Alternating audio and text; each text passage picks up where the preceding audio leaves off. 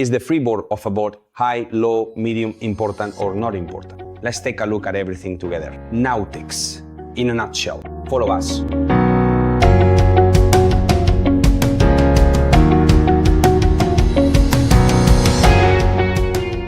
I'll start by saying that high or low is all relative, meaning there's no standard that says this is low and this is high.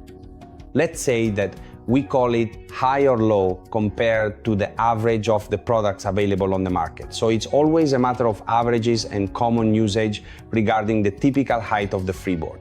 So we'll talk about high and low, but always in relation to the average in absolute terms or as true or false. So let's take a look together at the characteristics of a low freeboard and a high freeboard. Let's start with the high freeboard.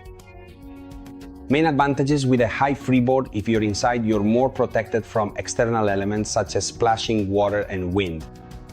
If you're inside, especially with kids or small children are generally smaller than adults. It will be less risky for them to fall or be thrown overboard due to sudden movements or rocking. So on the positive side, the freeboard provides protection for the people on board, preventing them from falling or leaving the boat. These are, if you will, the two main positive factors. Now let's move on to the positives, the advantages of having a low freeboard. A low freeboard obviously means having a lower edge along the side of the boat.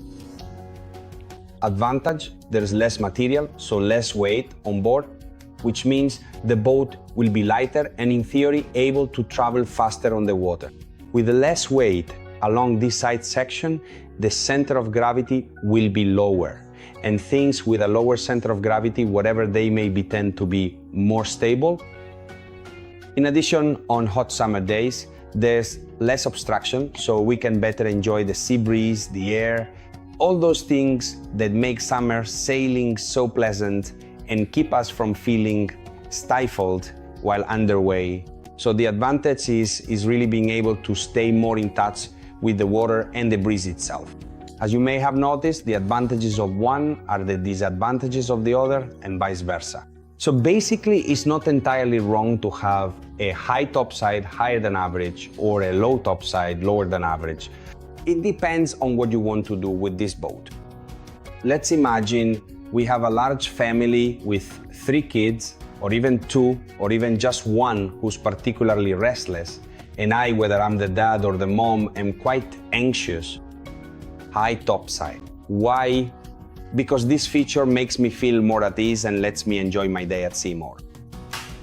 Another scenario: I'm someone who likes to explore the sea, sail, and be in contact with the water, but not entirely in contact. Maybe I have neck problems, issues with the wind, or other things that might bother me. A high topside protects me more on the boat.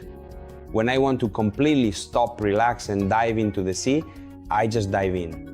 I don't need the sea splashing on me while I'm sailing or the sea breeze hitting me directly. So it all depends on what I choose.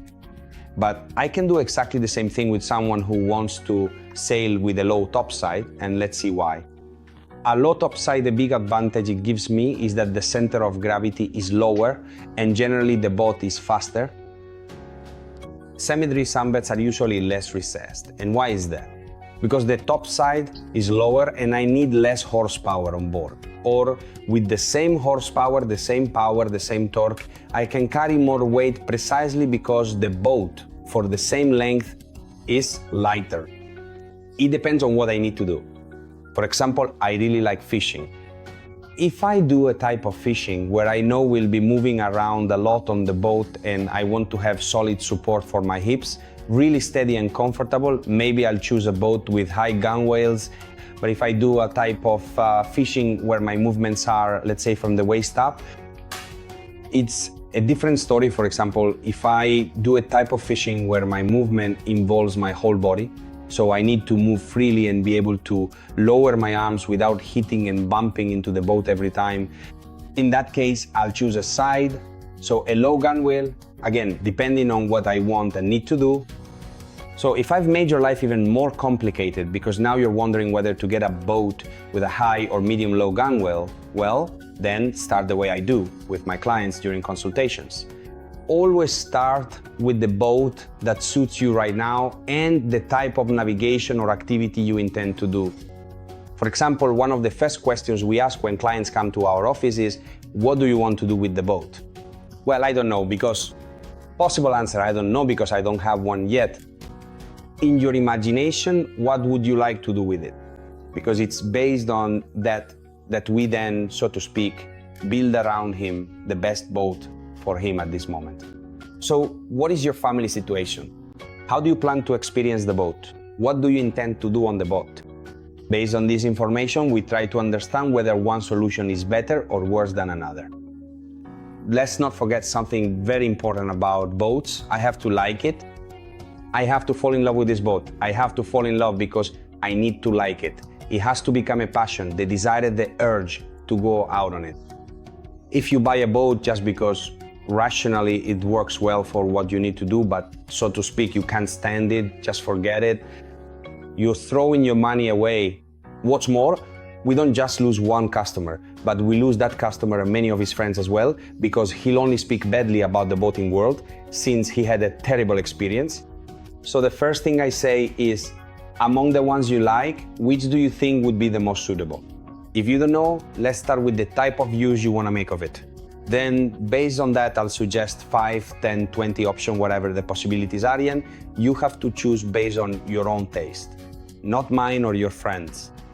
The boat has to make you dream. So whether you're a man or a woman, when you choose a partner, you don't let your friend tell you if that person is right for you or not. It's something you feel instinctively. A boat is a bit like that, especially when you're buying one. All that's left for me to say is make the best choice, fair winds, and always keep an eye on the weather.